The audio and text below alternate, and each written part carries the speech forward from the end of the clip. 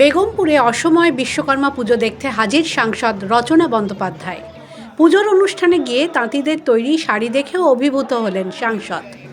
হুগলি জেলার চণ্ডীতলা ব্লকের বেগমপুরে পৌষ মাসের শুক্লা নবমীতে বিশ্বকর্মা পুজো আয়োজিত হয়। পুজোর সময় শাড়ি তৈরির ব্যস্ততা থাকায় ভাদ্র মাসে বিশ্বকর্মা পুজো করতে পারেন না তাঁরা। তাই তন্তুবাই সম্প্রদায়ের মানুষজন পৌষ মাসে এই পুজোর প্রচলন করেছিলেন। একদা তাঁতিদের ঘরে ঘরে এই পুজো আয়োজিত হলেও বর্তমানে একাধিক বারোয়ারি পুজো কমিটি বিশ্বকর্মা পুজোর আয়োজন করে। এই অকাল বিশ্বকর্মা পুজোকে কেন্দ্র করে এলাকা জুড়ে উৎসবের মেজাজ। আর এই বিশ্বকর্মা পুজো দেখতে আজ সাত সকালে বেগমপুরে উপস্থিত হন এলাকার সাংসদ রচনা বন্দ্যোপাধ্যায়।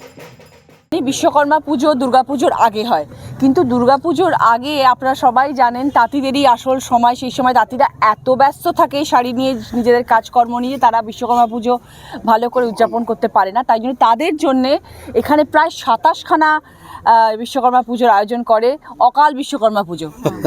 তো সেইটার জন্যই আমি কিছু কিছু জায়গায় একটু ভিজিট করলাম। 27টাতে তো যাওয়া সম্ভব নয়, কিন্তু তারা যাতে খুশি থাকে, সবাইকে যাতে আনন্দ দিতে পারি, আর আমি নিজেও আনন্দ পেলাম। তাঁতিদের ঘরে ঘরে গিয়ে তাঁতের সমস্যা নিয়ে কথা বলেন। বেগমপুর হ্যান্ডলুম ক্লাস্টার ডেভেলপমেন্ট সোসাইটির ম্যানেজার শৈলকুমার কুণ্ডু জানান, এখানকার তাঁত শিল্প খুবই সংকটে। আস্তে আস্তে তাঁত শিল্প হারিয়ে যাচ্ছে, কারণ এই পেশায় কোনো ইনক্রিমেন্ট নেই। যে দাম নির্ধারণ হচ্ছে সেইটা মার্কেটিং করার ব্যবস্থা হচ্ছে না, যার ফলে এই শিল্প থেকে সরে গেছে।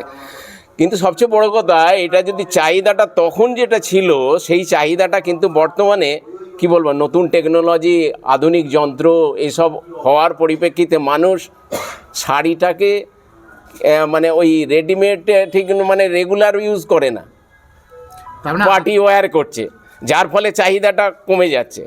এই জায়গাটা আমাদের এবং সব মানুষেরই একটু ভাবা দরকার। একটা আর্ট, একটা শিল্প, এটা মানুষের একটা কি বলবো ক্রিয়েটিভ, এই জায়গাটা নষ্ট যাতে না হয়। এই বিষয়ে রচনা বন্দ্যোপাধ্যায় পরে জানান, তাঁতিরা তাদের আক্ষেপের কথা কিছু জানাননি। যদি তাদের কোনো অসুবিধা থাকে অবশ্যই দিদি তাদের জন্য ভাবনা চিন্তা করবেন। The world bureau.